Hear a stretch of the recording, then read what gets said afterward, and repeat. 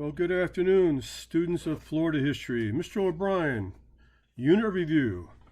The changing fate of Florida. Well, men, as you know, Spanish officials in St. Augustine were told or notified in March of 1763 that the mother country had agreed on a peace treaty to end the 7 Years' War, one of the unlimited wars that goes on between Spain, France, and England, and that English officials would be arriving in Florida to replace them in just a couple of weeks. You know, military officers at that time, especially the British Army, most of them had been stationed in Cuba, and quite frankly, living in Havana was a pretty good time in comparison to living in Florida, which at that particular time was one of the most underdeveloped territories you can imagine. So I can't foresee that the British troops were very, very happy about being transferred from Cuba into Florida.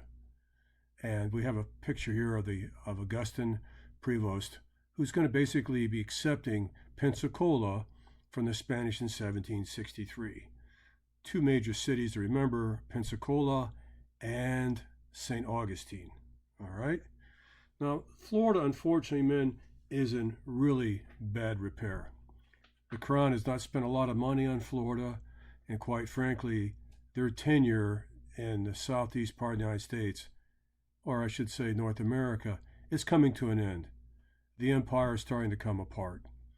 And when the British get there, the place is horribly overgrown. There's weeds everywhere, mosquitoes, the humidity is unbelievable, and quite frankly, it's one of the worst assignments you can imagine. The Spanish have done nothing to repair the docks, the forts. There's limited food, and the only way you're going to stay alive is either you're going to like fish or you're going to have to go in the woods and hunt. So the English are going to be up against it. The Spanish have left them quite a mess. Okay? Now, this is Major Francis Gogovive.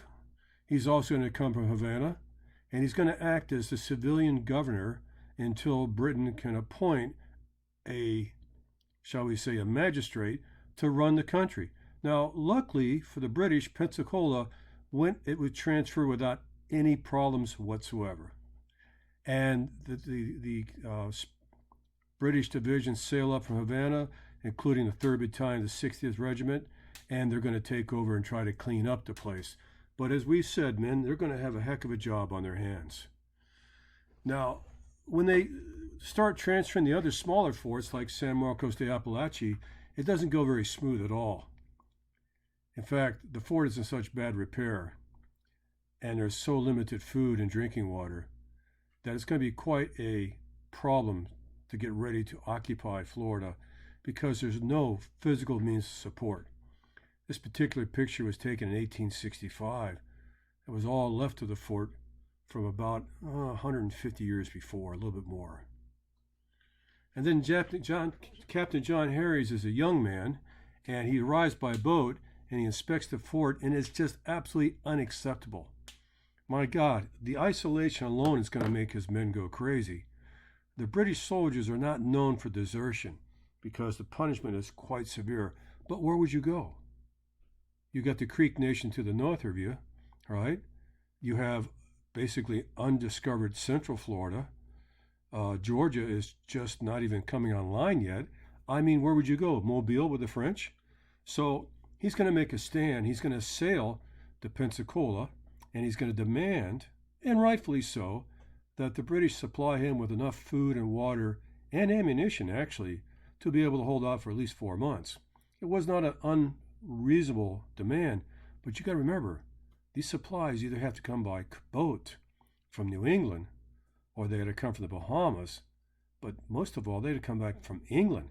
So this is not an easy thing to do, and supplies at that time were very limited. It wasn't like you could just go up to the corner store. And so the British are going to try to make the best of a bad situation. All right? And, the English come through, and they're able to get enough supplies, livestock, fresh gunpowder, drinking water, medical supplies, you name it, right? Some goats, some chickens, things of that nature. And as they're sailing about along the Florida coastline, the Panhandle, which has some really shallow areas. The continental shelf can be flat for, I don't know, I've seen it as flat for 3/4 of a mile, not being more than 4 or 5 feet. And if you don't know how to navigate those waters, you're going to run aground. And that's exactly what they did. And the poor ship is going to have to be unloaded, and they're going to have to return empty-handed and ask for yet more supplies. So you can imagine the situation there is horrible, and the English are not in good spirits. But men, there is one group that's even worse. The Spanish, who cannot leave to go back to Cuba until the official transfer of the deed is done. And those poor Spanish are not being fed by the British, and they're almost at the edge of starvation. So I think you get the idea that this is not going to be a happy occupation. So, the British didn't really gain much from this. If you look at this map of St. Augustine on the East Coast, right, there's basically about 300 houses, and these houses some are constructed pretty well. Most are made out of lumber. Some are made out of coral. Some are made out of coquina, but not very much. Those are the military houses. But you know what, men? It is not a real big civilization with paved roads and proper medical facilities. In fact, the only thing that's really going to make an impression on the British is the fort at San Marcos, the one built by Pedro Menendez. And men, I'd rather be in St. Augustine during the British period than in Pensacola, because Pensacola was even worse. There were stories of people in Pensacola living in crude shacks that did not even have a wooden floor. I mean, a dirt floor for a Spanish community. That's a sign that things are not going well. And quite frankly, if the Native Americans come down from Alabama and Georgia, which they will later, this is not going to be much of a defense. So San Marcos de Apalache is the only fort that can give them protection, and it is in poor repair. All right? So East and West Florida created. Now, the English are very, very good about what we call logistics. They know that colonies and armies run on their stomach, and they also realize that the area between Pensacola and St. Augustine is not all where Florida is. As a matter of fact, the line is going to go all the way to the Mississippi River. I mean, look at this map. And so the British realize that this is just too big of an area to govern. You're only going to travel as fast as the fastest horse. So in 1763, the king decides to break Florida into 2 colonies. East Florida, capital at St. Augustine, West Florida, capital at Pensacola, and Tallahassee will be the area where you exchange horses. Now, men, take a look at this real close, please. There are still arguments. We don't know where the border ends. We really don't. The British aren't sure either. Because in this particular map, it says 32 degrees, 28 minutes. And quite frankly, this is Choctaw territory. And this is areas that have never been mapped by the British. So this is a guess. And, it's going to be a guess for a long time. In fact, Florida will change hands into the Spanish once again. That's our next lecture, the Second Spanish Period. And even the Americans, after Thomas Jefferson buys Louisiana Purchase, is not really sure where Florida ends and where the Spanish border spills into the American border. So this much we do know. St. Augustine, Pensacola, and a little village called Tallahassee. That's it. That's it. And there's the brand new flag of West Florida, 1763. Now, we did our breakout groups already. Florida becomes the 14th and 15th colonies of England, but no one ever says that. I never had a college professor when I was taking Florida history talk about Florida as being the 14th and 15th colonies. It was always the 13th colonies. But one thing is for sure. Who's ever going to tame Southeast North America, Florida in particular, better be able to develop some very good relationships with the Native Americans, especially the Creek, the Upper Creek, the Lower Creek, the Choctaw, because let me tell you, once they learn the ways of warfare using the musket and the shot, they're going to be a formidable force in Florida, Georgia, Alabama, and Louisiana.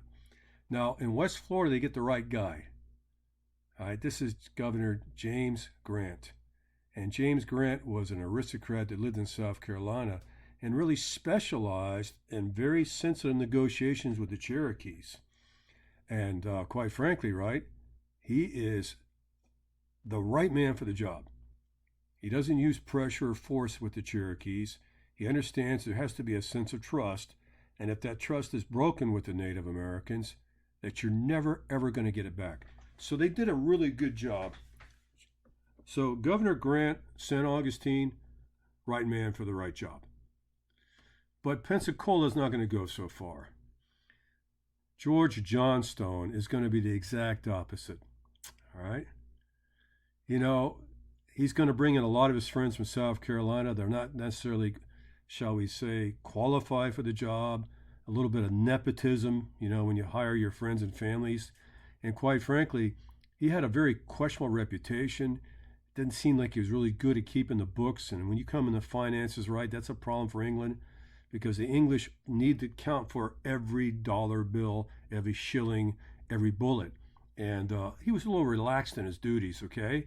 And quite frankly, I don't know if this was a political appointment or not, but even though he made attempts to make friends with the Native American population, this guy ain't going to have that ability to do like they do in St. Augustine. And that's going to be a problem later in the story. So what exactly are we in charge of? You know? Now it's interesting, because most of the Spanish settlers who had no patience for the English way of life, they left. They picked up and they left. They left either into Mobile, which is Alabama. Most of them went back to Cuba. Only a small number stuck around to sell their houses to the incoming English. Well, at least if you went to Mobile, there was a little bit of understanding. Even though it was a French settlement and there had been arguments in the past, it was kind of an open city. And they really didn't care if you were Cuban, Spanish, Creek, whatever you were, just as long as you had gold and silver for the marketplace. So there's going to be a complete change of society as the Spanish leave almost to the man and woman, and they leave for Cuba and other places because the empire is over. They will never realize that a world war will bring them back into power again. Yes, the Spanish will have 2 periods where they control Florida. All right? And here's the new settlers. Now, the British are all about the money. And one of the things they're going to try to do is that they can pull in settlers right from the Carolinas and other of the 13 colonies. And they will bring them in, and they will bring their slaves with them, because Britain is going to be a slave power also. And they're going to encourage the locals to come down here for cheap and sometimes free land to try and experiment in growing rice and indigo and lumber. Now, rice, yeah, to some degree. Indigo, well, that's a plant that's used to make the color purple. It's a dye, and blues. And lumber, yeah. Man, that Florida pine, you better believe that was a moneymaker. But the real thing is going to be not tobacco, but it's going to be cotton. And they could sell that in the marketplaces at Charleston, South Carolina, and Savannah. Later, we start talking about the slaves. Remember, the Spanish believed the slaves had rights, and they were human beings. And if they were Catholic slaves, even the better. Not the British. The British, if you were a slave, you had no rights. You were property, and that was that. A very, very cool way of looking at things. At least the Spanish allowed some of their slaves to gain their freedom and were treated as human beings. The British, it's all about the bottom line. It's all about the shilling. Money. A solution to the Indian problem. Well, one of the things was that we thought that the British thought if they could lure people from the 13 colonies down to Georgia and the Floridas, especially Floridas, that many people, that many hunters and farmers with weapons, because everybody carried a weapon in those days, would be a great buffer to save Florida from future Indian problems. So the London Board of Trade did something radical. 20,000-acre tracts given to anybody who was willing to come down for X amount of years, didn't have to pay taxes on it. I don't remember. I think if you stayed for 5 years, wait, I think that's the American deal. Well, anyway, if you came down right, the least you're going to receive was 100 acres. And if you were a veteran, you had the inside track. So it's going to be really good to have ex-British soldiers who know how to fight, defending the new territories of East and West Florida. Men, they gave away 2.8 million acres in East Florida and 380,000 acres in West Florida. Now, we talked about this. These are hillbillies. The rich people in the English colony live in the coastline, seaports. The wealthy farmers live between the mountains and the ocean. That's called the Piedmont. And the poor people, a lot of them were named William. Interesting that they became known as the hillbillies. And it's going to be most of the poor that are going to come to East and West Florida. Not the upper class, the poor. Okay? And then there was something called the New Smyrna Experiment. Andrew Turnbull brought in 1,000 Greeks, Italians, and Menorcans. That's a small island in the near the Mediterranean and Aegean Sea. They thought that the Greeks, being fantastic farmers and sponge divers, that they would be able to set up in a colony no problem, fishing skills and their ability to grow grapes and you name it, right? And they thought this was going to be like the Green Garden of Eden, a Greek Garden of Eden. So they really had high hopes that the Italians and the Greeks could get like a Mediterranean paradise going at New Smyrna. Well, men, it fell apart in a hurry. First of all, no one talked to each other. The Catholics didn't like the Protestants. The English didn't like the Turks. Pardon me, the Turks. Listen to me, the Turks. Didn't like the Greeks, right? They just had bad blood. And there was really poor organization. The crops didn't do as well as they thought. And quite frankly, it was surprising that the Italians and the Greeks could not take the heat. And in the fall of 1768, men, things start falling apart. There was even talk of mutiny against the governor's friend, Andrew Turnbull. And Governor Grant had poured a lot of his own money into this project. Now, New Smyrna Beach is a nice place to go now if you want to have a nice weekend. And you can see the postcard of what's left of the experiment. But, men, it seems to me that Florida takes its toll on a lot of explorers and dreamers. And it doesn't matter what country you came from. Boy, that's going to change after Henry Flagler, isn't it? But we'll get to that much later. All right? Now, during the American Revolution, men, this is absolutely positively going to be on the test. King George II had a problem, especially after the French Indian Wars. He was in debt. So he thought the best way to get rid of this debt was make the 13 colonies, the 15 colonies, pay for their protection against the French and now the Native Americans. So it seemed reasonable that you have to pay a surtax to keep yourself alive. Well, the 13 colonies went crazy. You know, we don't like this idea of a tax, King George. And then later you're going to have this thing where you're going to have a quartering act where soldiers have to stay in my house and eat my food, and I got to give them a ration of liquor. Now, in Florida, nobody really got too upset because there weren't that many English soldiers stationed in Florida. And to have them over for dinner or to have them a glass of wine or let them stay for a week or so or even the night wasn't a big, shall we say, burden. But north of Georgia, man, the colonies just really, a man's home is his castle. And King George, thanks for everything he did for us, but I don't want soldiers in my house. But during the American Revolutionary War, man, Florida stayed loyal to the crown. They did not go. As a matter of fact, we're going to discover that in Florida, they're going to actually burn in effigy people like Samuel Adams and Patrick Henry. And we have this picture here of the founding fathers, Samuel Adams, just, being burnt in effigy. And quite frankly, a lot of the Scots are going to move to Florida. A lot of the colonists, when the war breaks out in 1775, are going to move to Florida. And Florida is going to have its first real wave of Scottish, English, and even I shouldn't say refugees. Well, I guess they are. I'm going to say immigrants from places such as the Bahamas and even Wales. Now, some of the people from the Bahamas will go back to Bahamas, and they'll actually take English colonists with them. And that's why we're going to have such a great English presence in the Bahamas, is a direct result of the American Revolutionary War, when Florida stayed faithful to the crown. So when America wins the war, and they signed the Treaty of Paris in 1783, and the war ends in 1781, a lot of rich colonists who bet the wrong side came to Florida. They didn't have any choice. Here's a wood carving of the period. I'm still trying to figure out what's the story of this flying cat.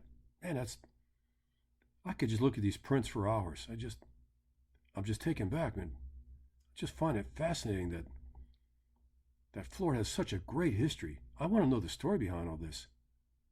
Oh, I digress. Okay, let's get on with it. So you got two choices, guys.